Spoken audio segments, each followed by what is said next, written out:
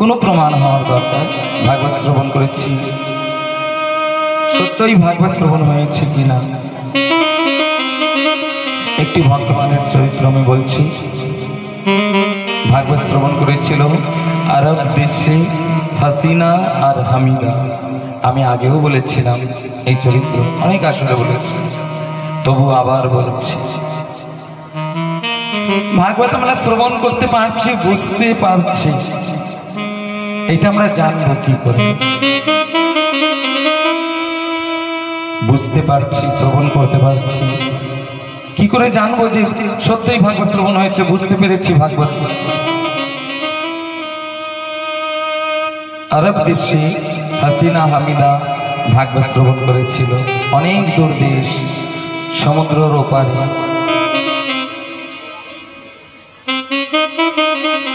হাসিনা কিশোরী ছিল, বিবাহের উপযুক্ত ছিল, আর তার দাসী হামিদা। অনেক পূর্বের সত্য ঘটনা বলছি। ভাগবতী বৃন্দাবনের বর্ণনা শুনি তাদের মন উচ্চাটন হলো সংসারের মধ্যে, মন ব্যাকুল হলো এই ভারত ভূমিতে আসছে। মুসলমান কন্যা ছিল হাসিনা। বাবার কাছে একদিন বলছে, বাবা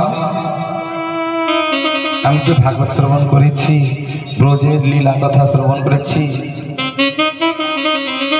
তবে যিনি বৃন্দাবনেশ্বর, যিনি ব্রজেশ্বর, যিনি ব্রজেশ্বরী, তার আমি দর্শন করতে বৃন্দাবনে যাব। তার বাবা বলেছিল যে তোমাদের এখনো বিবাহ হয়নি, বা তোমাদের একাকী ছেড়ে দেই বা কি করে? অনেক পূর্বের কথা, তখন এত সুবিধা ছিল না সমুদ্র পার করার জন্য। তবুও পিতার কাছে বলছে, ওগো পিতা, ওই যে শ্রী নন্দনের কথা শুনেছি, যতক্ষণ ওই বৃন্দাবনে না পৌঁছাতে পারবো তত সময় আমার এই দেহ প্রাণ মন শান্ত হচ্ছে না। বাবা কি যেন বারে বারে আমায় বৃন্দাবনে ডাকছে।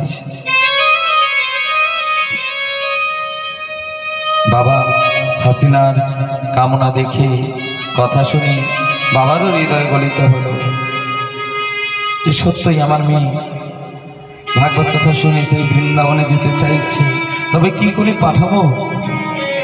যাওয়ার উপায় কি? এর মধ্যেই ভারতের একটি জাহাজ আরব দেশে পৌঁছিয়েছে। ভারতের জাহাজটাকে দেখে হাসিনার হামিদাকে সেই জাহাজে তুলে দিয়েছে পিতা। নবকিশোরী তারা, কাউকে জানে না, কাউকে চেনে না, শুধু ঘরের থেকে বাহিরে বেরিয়েছে একমাত্র তাদের উদ্দেশ্য এই ভারতবর্ষে এসে বৃন্দাবনে পৌঁছিয়ে ব্রজেন্দ্র নন্দনের দর্শন করবে।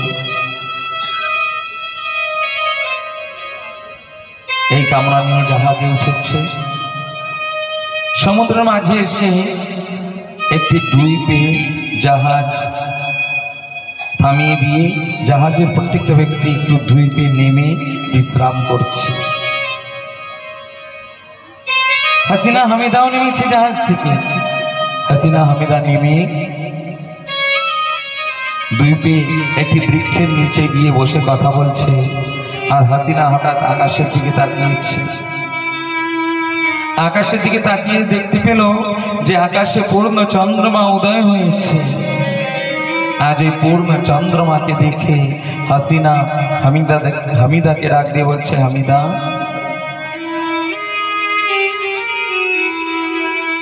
দেখো, ওই গগনে পূর্ণ চন্দ্রমা উদিত হয়েছে। আমার ওই পূর্ণ চন্দ্রমা উদিত দেখে কি মনে পড়ছে জানো? ওই ভাগবতে শুনেছিলাম, ওই ভারতের ওই বাবাজির মুখে শুনেছিলাম, বৃন্দাবনে এমন একটি সুন্দর পূর্ণ চন্দ্রমা বৃন্দাবনে উদয় হয়েছিল। সেই পূর্ণ চন্দ্রমা শরৎকালীন চন্দ্রমা যেদিন উদয় হয়েছিল সেদিন রাসেশ্বর মধুবনে গিয়ে গোপীদের সঙ্গে রাস বিহার আদি করেছিল। আজ ওই চন্দ্রমা দেখে আমার সেই বৃন্দাবনের রাসের কথা মনে পড়ছে।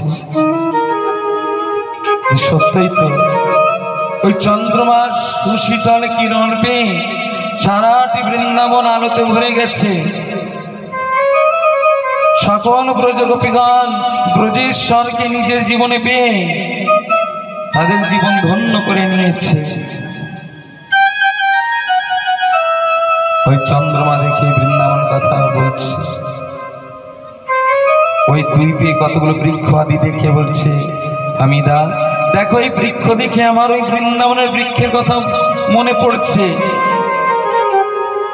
বৃক্ষ দেখে বৃন্দাবনের কথা বলছে, তার মনে পড়ছে যে হয়তো এমন একটি সুন্দর বৃক্ষ বৃন্দাবনেও ছিল।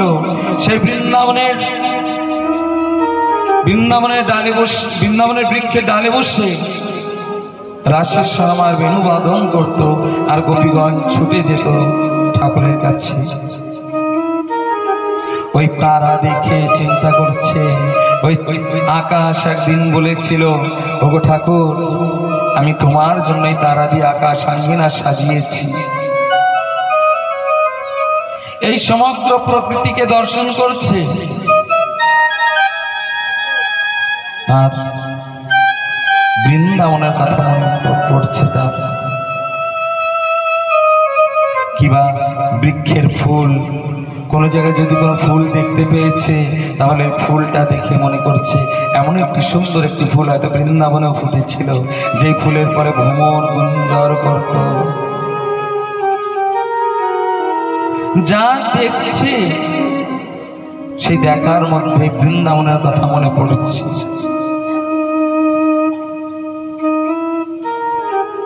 সে রাধে প্রেম সে বলো। এইভাবে আবার পুনরায় জাহাজ চলা আরম্ভ হলো। জাহাজে বসে হাসিনা হামিদা ভারতে পৌঁছিয়েছে।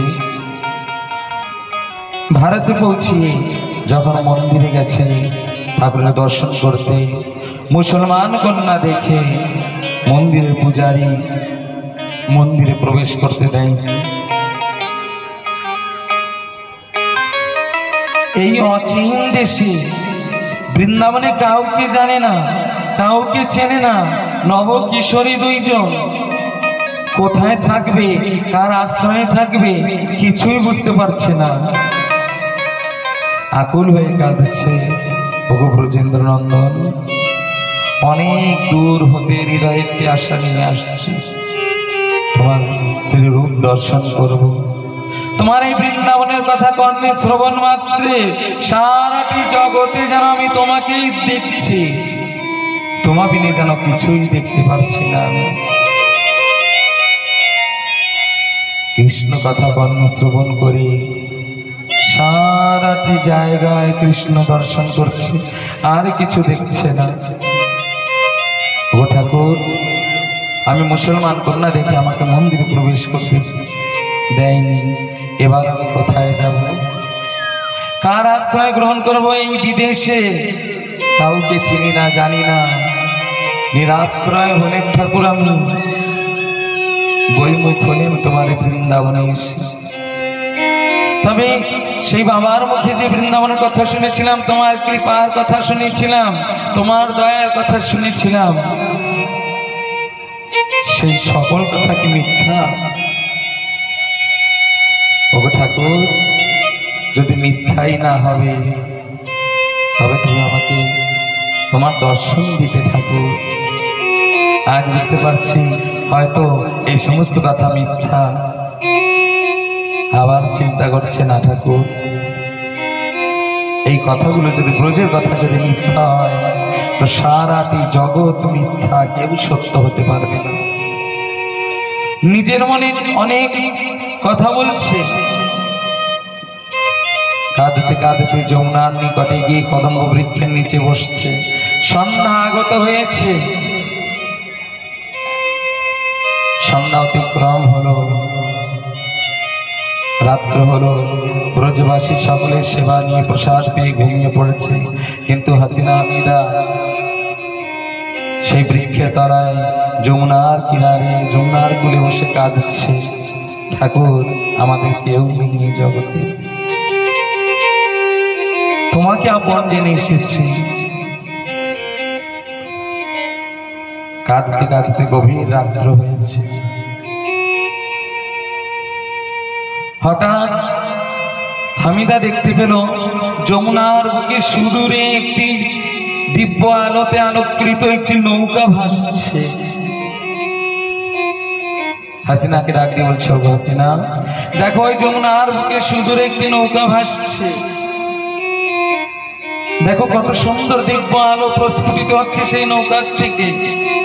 আর ধীরে ধীরে সেই নৌকা প্রবাহিত হতে হতে হাসিনা হামিদা যেখানে বসেছিল সেইখানে আসছে। নৌকা থেকে একটি পরম সুন্দরী নবকিশোরী একটি মেয়ে নেমে এসে হাসিনা হামিদাকে ডাক দিয়ে বলছে, ওগো হাসিনা হামিদা, তোমরা কেন কাঁদছো এই যমুনার কূলে বসে? হাসিনা হামিদা নিজের কথা বলেছে, অনেক দূর দেশ থেকে আসছি ঠাকুর, তোমাকে ঠাকুরকে পাওয়ার জন্য। শুনেছি রাশেশ্বর যিনি সর্বময়, তিনি ওই ভাগবত কথা শ্রবণ করে সর্ব জায়গায় তাকে দেখছি, কিন্তু যখন বৃন্দাবনে এলাম আমি মুসলমান কন্যা দেখে আমাকে মন্দিরের মধ্যে প্রবেশ করতে দেয়নি। সে নবকিশোরী বলছে, বাবা হাসিনা হামিদা, দেখো তোমাদের প্রেমের কারণে আজ স্বয়ং রাশেশ্বর আর রাশেশ্বরী এই মধ্যরাত্রে যমুনায় নৌকা বিহার করতে করতে তোমাদের নিতে আসছে। বাবা হাসিনা হামিদা, এসো নৌকায় এসো। হাসিনা হামিদা নৌকায় উঠেছে, সত্যই দেখতে পেল নৌকায় স্বর্ণ সিংহাসনে রাশেশ্বর আর রাশেশ্বরী বসে আছে। দিব্য স্বরূপ দিব্য দর্শন করেছে, মৃদু মৃদু হাসছে আর তাকে দেখছে হাসিনা হামিদার দিকে। হাসিনা হামিদার ছুটে গিয়ে রাশেশ্বর রাশেশ্বরীর শ্রী চরণে লুটিয়ে পড়ছে, প্রণাম করছে। ওগো রাশেশ্বর, তোমার এত কৃপা এত দয়া, তুমি নিজে এসেছো ঠাকুর আমাকে দর্শন দিতে। রাশেশ্বরী আর রাশেশ্বর বললেন, হাসিনা হামিদা, যে জগতে সর্বত্রে আমাকে দেখতে পায় তার যে জগতে বেশি দিন থাকতে হয় না, তাকে আমি নিজে এসে নিয়ে যাই। সে আমার অভয় চরণ লাভ করতে পারে, তার বসবাস গোলকে হয়। চলো আমাদের সঙ্গে গোলকে যাবে। এই বলে ঠাকুর হাসিনা আর হামিদাকে গোলকে নিয়ে গেছে। সশরীরে তারা ভগবানকে লাভ করতে পেল শুধুমাত্র ভাগবত শ্রবণ করে। ভাগবত শ্রবণ করে সর্বত্র কৃষ্ণ দর্শন করছে, সর্বত্র। ভাগবত শ্রবণের এই হচ্ছে বিধি। আমি শ্রবণ করলাম, বুঝতে পারলাম ভাগবতের তত্ত্ব। যখন আমরা ভাগবতের দিব্য তত্ত্ব বুঝতে পারবো, তখন ওই রাশেশ্বর রাশেশ্বরীকে সর্বত্রে আমরা দর্শন করতে পারবো। বৃন্দাবনে কৃষ্ণদাস বা একটি বাবা ছিল। রাজস্থানের ভরতপুরের রাজা এসে কৃষ্ণদাস বাবাজির সেবা করতে চেয়েছিল। বলছে, দেখো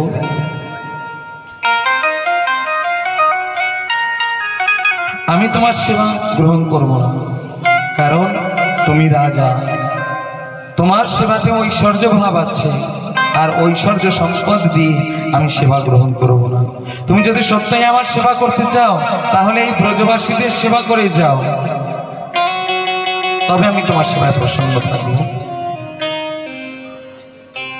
রাজা ব্রজবাসীদের সেবা করে পুনরায় এসে কৃষ্ণদাস বাবাকে বলেছে, ওগো বাবা, আমি ব্রজবাসীদের সেবা করে এসেছি, তবুও আপনার চরণ সেবার একটু সুযোগ আমাকে প্রদান করবে। কৃষ্ণদাস বাবাই পরীক্ষা নিতে চেয়েছে, দেখি তুমি কত বড় সেবক হয়েছ, তুমি এমন কি দিয়ে আমাকে সেবা করবে? এই পার্থিব জগতে ধন সম্পদ দিয়ে? তবে ঠিক আছে, সেবা যদি করতে চাও তাহলে আমি যা বলবো, যেই সেবা চাইবো তুমি সেই সেবা দিতে পারবে? বলছে হ্যাঁ, আমি সেই সেবাই দেব। আপনি বলুন। সেবার পরীক্ষার জন্য আজ বাবাজি বলছে, তোমার যে সব থেকে প্রিয় স্ত্রী, সেই তোমার প্রিয় স্ত্রীকে আমাকে কি দান করতে পারবে? ভরতপুরের রাজা বলছে, ও বাবা, আমার সব থেকে প্রিয় স্ত্রী লক্ষ্মী, আমার প্রিয় স্ত্রীকে আমি তোমার সেবায় দান করব। রানীকে কি বলছে? রানীও মেনে গেছে। আজ সকল দাসীগণ রানীকে সুসজ্জিত করে বাবার কাছে নিয়ে আসছে, কৃষ্ণদাস বাবাজির কাছে। সকল দাসীগণ কাপড়ের ঘেরা করে রেখেছে। রানী লক্ষ্মী ওই কাপড়ের ঘেরার মধ্যে প্রবেশ করছে। বাবা ধ্যান মুদ্রায় বসে আছে, নয়ন মেলে তাকিয়ে আছে। লক্ষ্মী যখন ঢুকছে কাপড়ের ঘেরার মধ্যে, লক্ষ্মী পায়ের নুপুর বাজছে, হাতের কঙ্কন বাজছে। ওই পায়ের নুপুর যখন বাজছে, হাতের কঙ্কন যখন বাজছে, বাবা ওই লক্ষ্মণীকে যেইভাবে দেখছে সেইভাবেই দেখা অবস্থায় সমাধিস্থ হলো। রানী লক্ষ্মীও সেইভাবেই দাঁড়িয়ে আছে, না পলকও আর ফেলছে না। অনেক সময় হয়ে গেল।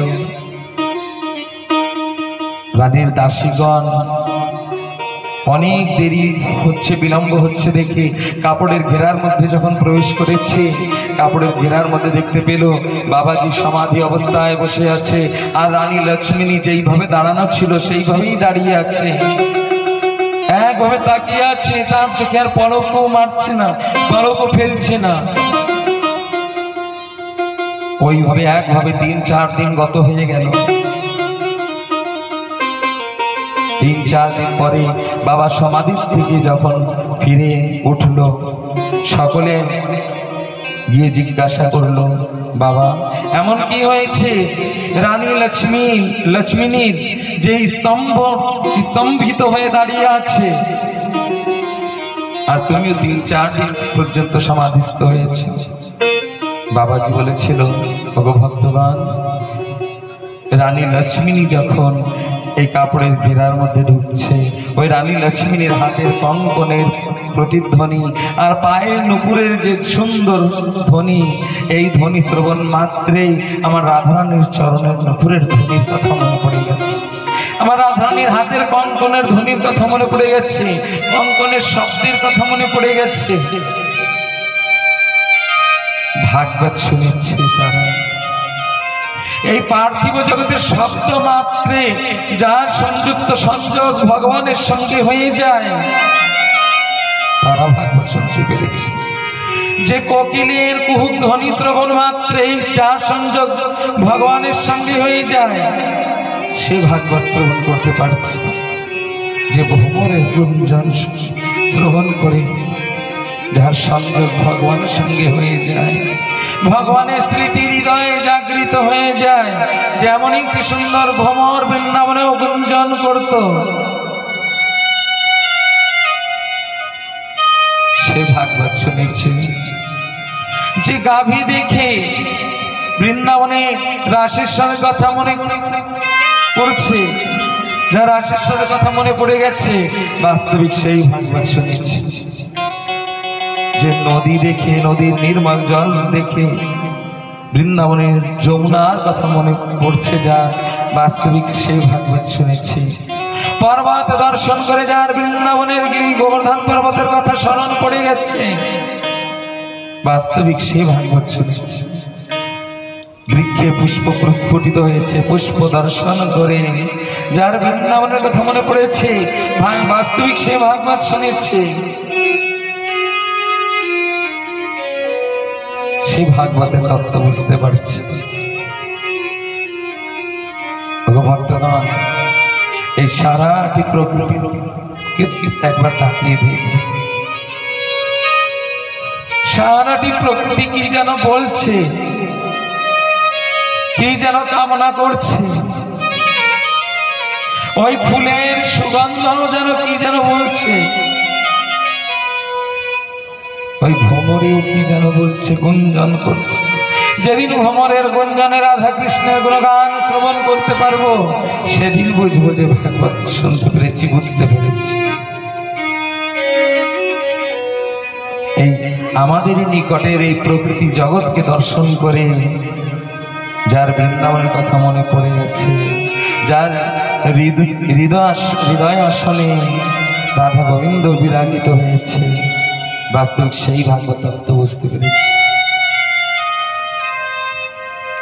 আর তো শুধুমাত্র আমরা শ্রবণ করছি, তবুও শ্রবণের ফল আছে। একবার নয়, দুবার নয়, রসমালয়। যতদিন এই জীবন আছে ততদিন ভাগবত শ্রবণ করবে। যতদিন দিব্য অমৃত কথা, ভাগবতের দিব্য তত্ত্ব না বুঝতে পারছি, ততদিন শ্রবণ বিধি, ততদিন নিত্য নিরন্তর ভাগবত শ্রবণ করবে, চেষ্টা করবে। একবার এই ভাগবতের কথা মনে করে এই প্রকৃতি জগৎকে দর্শন করবে। বৃক্ষে যদি ফল হয়েছে, ওই ফলটা হয়তো চেয়েছে, গোবিন্দ তুমি আমাকে সেবা করে আমার জীবন ধন্য করবে। এমন কেউ নেই এই প্রকৃতি জগতে যার হৃদয়ের কামনা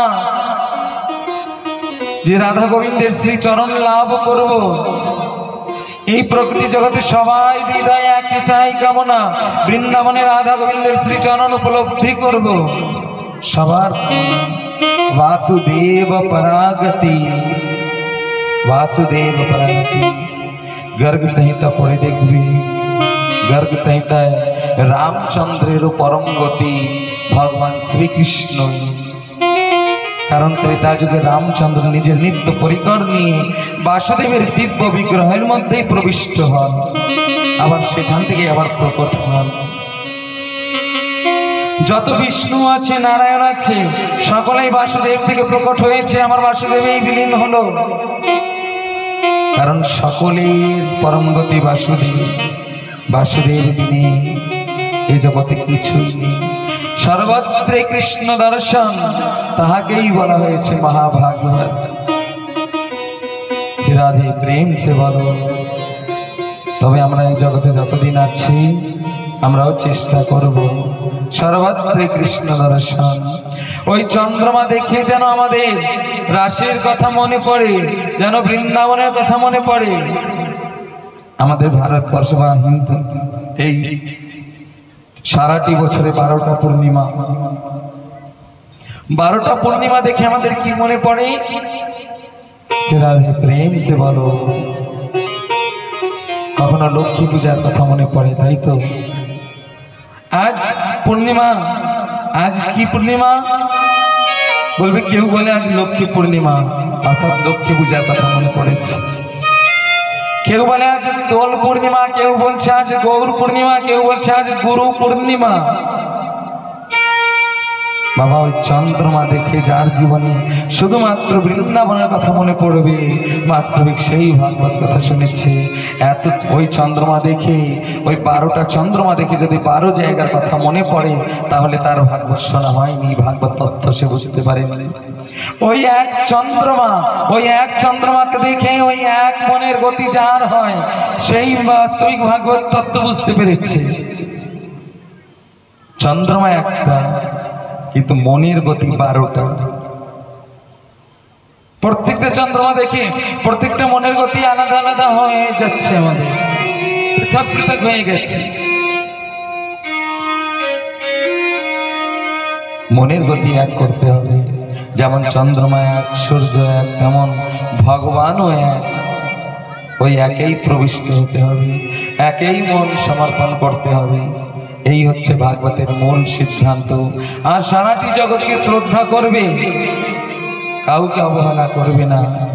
যদি জগতে কাউকে অবহেলা আমরা করছি বা করে থাকি, তাহলে ভগবান প্রসন্ন হবে না আমাদের প্রতি। কিন্তু আমাদের মন আর গতি যেন বাসুদেবের শ্রী চরণেই হয়, আর অন্য কোনো জায়গায় যেন না হয়।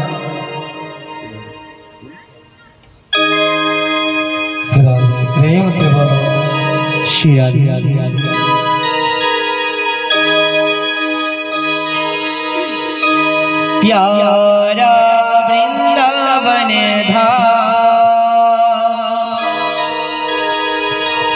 तुले ले श्री राधा